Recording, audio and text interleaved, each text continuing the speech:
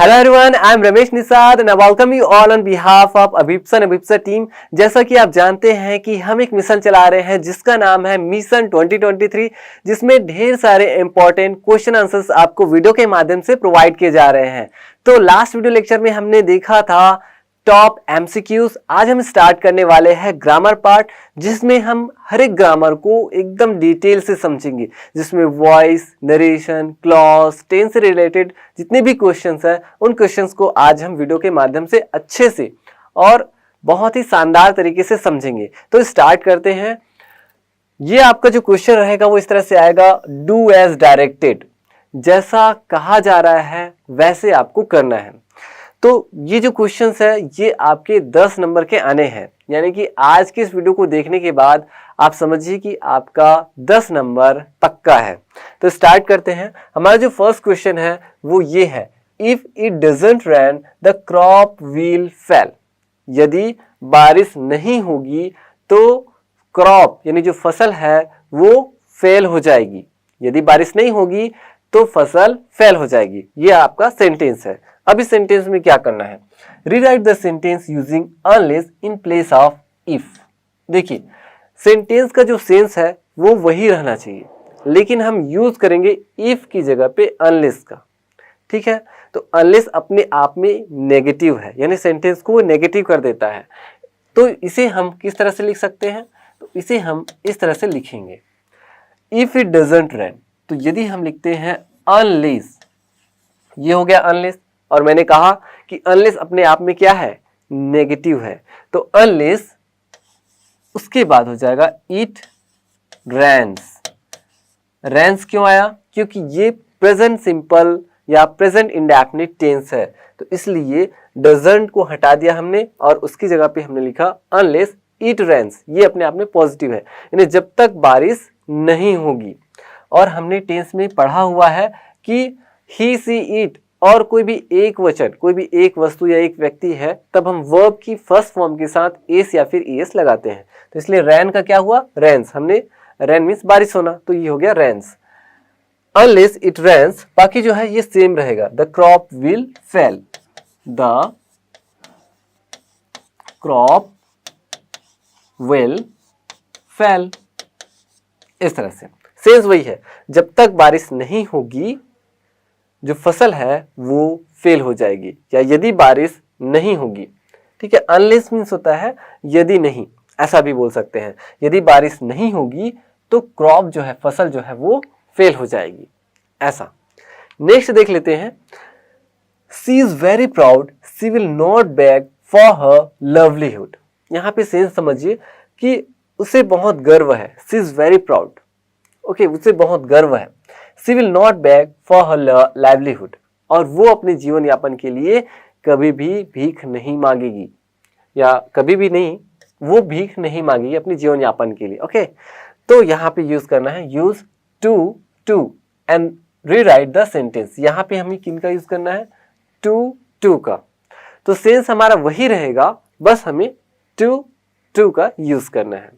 तो सी is very proud, तो यहाँ पे जो वेरी है ना, इसकी जगह पे हम लिखेंगे ये वाला टू। उसके बाद आगे हम जैसे ही टू लिखते हैं, जैसे ये प्राउड हो गया, एडजेक्टिव है। इसके बाद जैसे ही हम दूसरा टू लिखते हैं ना, तो दूसरा टू लिखने के बाद डायरेक्ट हम क्या लिखते हैं, वर्ब लिखते हैं। क्या लिखते हैं, वर्ब।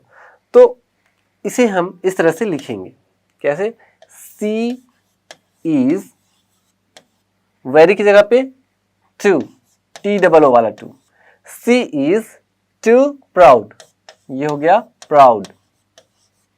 उसके बाद सी विल नॉट, इसको हटा देते हैं, इसकी जगह पे हम क्या लिखेंगे, टू, और उसके बाद डायरेक्ट वर्ब। वर्ब क्या है, बेग, बेग वर्ब है, भीख मांगना, तो यहां पे आ जाएगा बेग।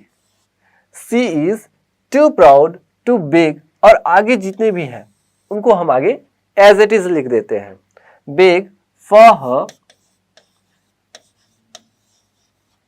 लाइवलीहुड।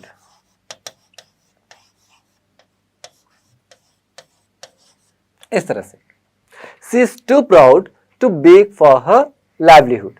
सेंस वही है, ओके, तो इस तरह से आप कर सकते हैं। बस आपको याद रखनी है कि वेरी की जगह पे TOO वाला लिखना है टू, उसके बाद जो एडजेक्टिव है उसे लिखना है, और जो कॉमा के बाद जो भी है उसे हमें क्या करना है, उसे हमें एस्केप करना है और डायरेक्ट जो दूसरा टू है उसको लिखने के बाद वर्ब, और वर्ब के बाद जितने भी वर्ड है उसे हम एज इट इज लिख देते हैं। Now let's see the next question. Our next question is, father said to his son, go and pay your fees. Change the narration. यहाँ पे हमें नरेशन चेंज करना है। ये डायरेक्ट नरेशन में दिया हुआ है, इसे हम इनडायरेक्ट नरेशन में कैसे लिखेंगे? तो यहाँ पे देखिए, फादर ने अपने सन को, अपने बेटे को कहा, क्या कहा? जाओ और फीस को पे करो। कुल मिला के यदि आप हिंदी में समझे तो एक फादर अपने बेटे को क्या कर रहे हैं? आदेश दे रहे हैं, ऑर्डर दे रहे हैं। तो यहाँ पे सैड की जगह पे क्या आ जाएगा? यहाँ पे हम लिखेंगे फादर, सैड नहीं लिखेंगे क्योंकि फादर क्या कर रहे हैं? ऑर्डर दे रहे हैं। तो यहाँ पे हम लिखेंगे ordered. Father ordered to his son, to his son, to लिखने की जरूरत नहीं है, यहाँ पे हम सीधा डायरेक्ट लिखेंगे his son. Father ordered his son. उसके बाद ये इम्परेटिव सेंटेंस है, आदेश दे रहे हैं। तो इम्परेटिव सेंटेंस में हम किन का यूज करते हैं? टू का यूज करते हैं। तो यहाँ पे टू लिखेंगे, उसके बाद टू के बाद हम लिखेंगे टू गो एंड पे योर फीस। तुम्हारे फीस नहीं, उसके फीस को, लड़के की फीस को। तो लड़का है इसलिए हम यहाँ पे क्या लिखेंगे? हिज, उसके बाद फीस को फीस, ऐसा। लड़की रहती तो हर फीस, ऐसा। ठीक है, तो father ordered his son to go and pay his fees. Now let's see the next question. Our next question is, who wrote this letter? Change the voice. यहाँ पे वॉइस चेंज करना है। ये एक्टिव वॉइस में दिया हुआ है, इसे हमें पेसिव वॉइस में लिखने हैं। हमेशा याद रखिए कि पेसिव वॉइस में हमेशा वर्ब की थर्ड फॉर्म यूज की जाती है, हमेशा, ये आप याद रखिए। हु रोट दिस लेटर, तो यहाँ पे हम लिख सकते हैं, ये इस तरह से है, ये पास्ट इंडेफिनिट में है, पास्ट टेंस में, और क्वेश्चन किया जा रहा है कि इस पत्र को किसने लिखा? Who wrote this letter. इसी को हम ऐसा बोल सकते हैं, यह लेटर किसके द्वारा लिखा गया, यह लेटर किसके द्वारा लिखा गया। तो इसे हम दो तरीके से लिख सकते हैं। एक ऐसा, बाय हुम, बाय हुम का यूज करके, बाय हुम, और ये पास्ट सिंपल का है इसलिए हम यहाँ पे लिखेंगे वॉज। क्या लिखेंगे? Was. By whom was this letter,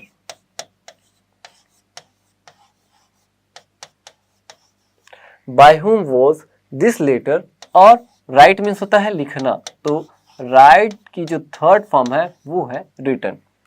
by whom was this letter written. Letter एक है इसलिए हमने यहाँ पे क्या लिखा है? वॉज। यदि लेटर्स होते तब हम यहाँ पे क्या लिखते? वर लिखते। ये आप हमेशा याद रखिए। Bye whom was this letter written. एक तरीका और मैं बता रहा हूं जिसमें हम हु का यूज करते हैं, तो वो होगा who was this letter written by. By को लास्ट में लिखते हैं। अब ये क्वेश्चन वाला है तो यहाँ पे क्वेश्चन मार्क लगाते हैं। Who was this letter written by, या फिर by whom was this letter written. Okay, तो दो तरीके से हम जो है इस तरह से वॉइस को चेंज कर सकते हैं। आई होप कि आप ये चीजें समझ रहे हैं। नेक्स्ट हम देख लेते हैं ओपन द डोर। यहाँ पे भी चेंज करना है voice, change the voice. Okay, तो यहाँ पे ओपन द डोर, ये क्या है? इंपरेटिव सेंटेंस है, और इंपरेटिव सेंटेंस में यदि हम वॉइस चेंज करते हैं, पेसिव वॉइस में हम लिखते हैं, तब हम लेट का यूज करते हैं। किसका यूज करते हैं? लेट का। तो यहाँ पे आ जाएगा लेट। उसके बाद हम लिखते हैं object the door, let the door. उसके बाद हम किसका यूज करते हैं? बी का यूज करते हैं, let the door be open, और ये हो जाता है ओपन। इस तरह से यानी दरवाजा को खोलो या दरवाजा को खोल दिया जाए, यही होता है पैसिव वॉइस। तो यदि हम स्ट्रक्चर की आदि बात करें तो ये होता है let plus object plus be plus verb की third form. Let plus object plus be plus verb की third form. Okay, now let's see the next question. Our next question is he said to me the earth revolves round the sun. Change the narration, narration change करना है। उसने मुझसे कहा, क्या कहा? कि जो पृथ्वी है वो सूर्य के चक्कर लगाती है। तो सूर्य के चक्कर लगाती है, पृथ्वी सूर्य के चक्कर लगाती है, ये क्या है? ये एक यूनिवर्सल ट्रूथ है और इसमें हम कोई भी हस्तक्षेप नहीं कर सकते। इट मीन्स हम इसमें कोई भी चेंजेस नहीं करेंगे। तो यहाँ पे क्या होगा? ही सैड टू मी, तो ये एज इट इज रहेगा। ही सैड टू मी, या हम बोल सकते हैं सैड टू की जगह पे हम लिख सकते हैं टोल्ड, तो इसमें कोई दिक्कत नहीं है। ही टोल्ड मी या ही सैड टू मी दैट, सिर्फ हम दैट का यूज करेंगे, दैट द अर्थ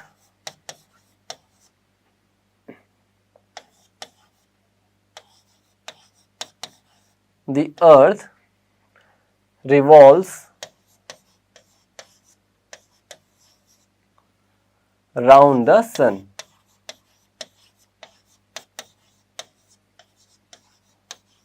इस तरह से he said to me या he told me that the earth revolves round the sun। Okay, so इस तरह से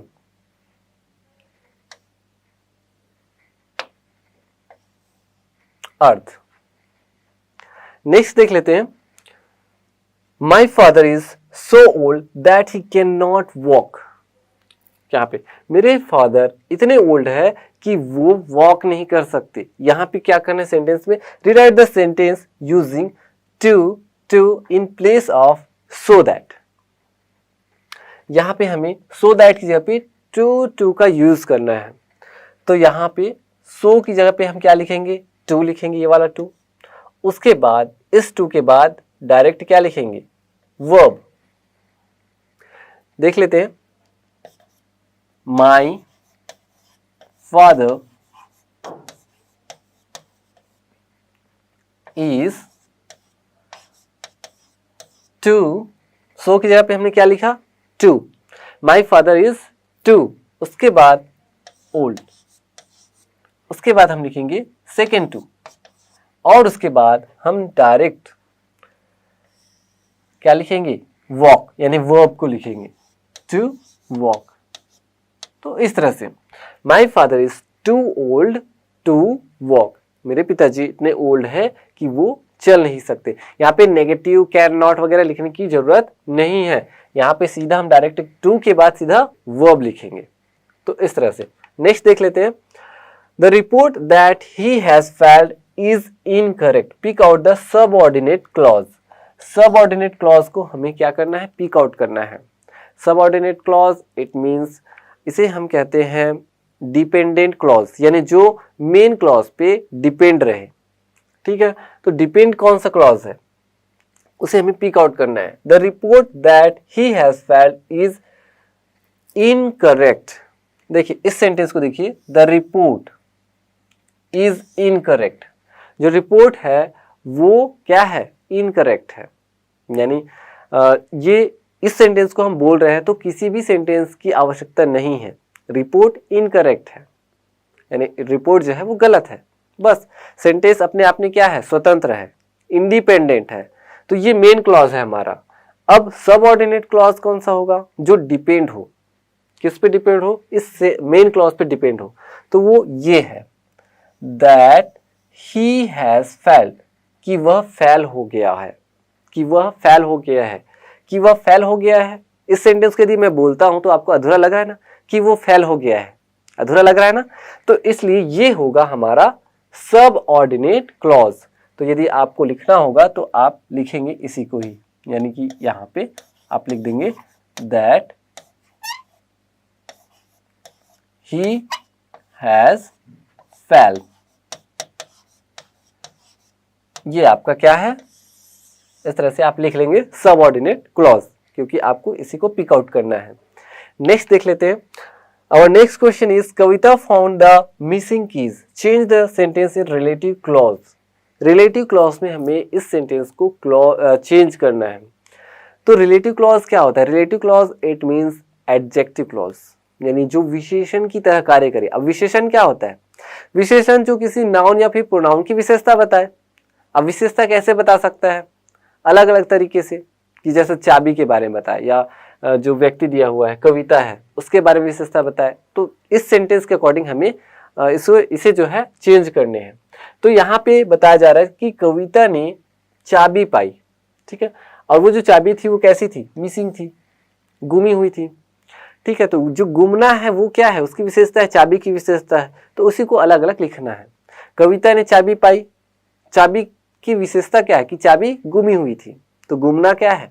वो एक विशेषता है। या अच्छा है, चाबी छोटी है, चाबी बड़ी है, ढेर सारी है, तो ये सब क्या है? विशेषता, यानी अलग अलग तरीके से। तो यहाँ पे जो सेंटेंस में जैसी भी विशेषता बताई गई है उसके अकॉर्डिंग हमें देखने हैं। तो यहाँ पे change the sentence relative clause में हमें चेंज करने हैं। तो पहले हम इसे कैसे लिख सकते हैं? देखिए, कविता फाउंड, कविता ने क्या पाई? Keys, the keys. कविता ने चाबियां पाई, ये मेन क्लॉज है। अब इसमें रिलेटिव क्लॉज कैसे ऐड कर सकते हैं? अब कविता ने जो चाबियां पाई वो कैसी थी? तो यहाँ पे हम विच का यूज कर सकते हैं, विच, और ढेर सारी चाबियां थे इसलिए हमने वर का यूज किया, विच वर। उसके बाद हम लिख सकते हैं मिसिंग। कविता ने ढेर सारी चाबियां पाई जो कि क्या थी? गुमी हुई थी या जो मिसिंग थी, विच वर मिसिंग। तो ये हमारा क्या हो गया? ये हमारा है रिलेटिव क्लॉज या फिर एडजेक्टिव क्लॉज। तो इस तरह से हम बना सकते हैं। Now let's see the next question and the last question है ये। Abdul give me a pen, change the voice. यहाँ पे हमें वॉइस चेंज करने हैं, यानी एक्टिव वॉइस में दिया है, इसे हमें पैसिव वॉइस में चेंज करने हैं। अब्दुल ने मुझे एक पेन दिया, या अब्दुल ने मुझे एक पेन दिया है, इसी को मैं अलग तरीके से कैसे बोलता हूँ? यानी पैसिव वॉइस में, अब्दुल के द्वारा मुझे एक पेन दिया गया। या फिर मैं ऐसा भी बोल सकता हूँ कि एक पेन अब्दुल के द्वारा मुझे दिया गया।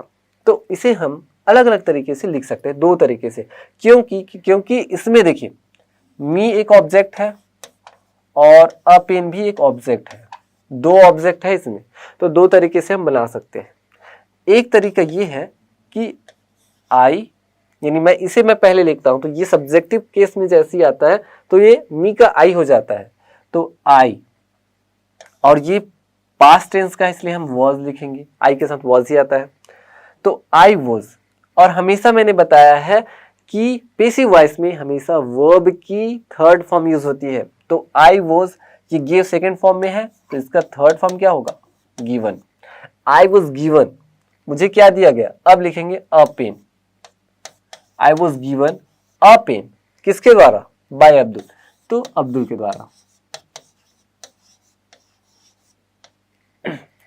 इस तरह से यदि मैं अ पेन को पहले लिखता हूं तो क्या होगा? यहां पे अ पेन, उसके बाद अ पेन, ये भी एक वस्तु है, इसलिए हम लिखेंगे वॉज। अगर ढेर सारे पेन होते तब क्या लिखते?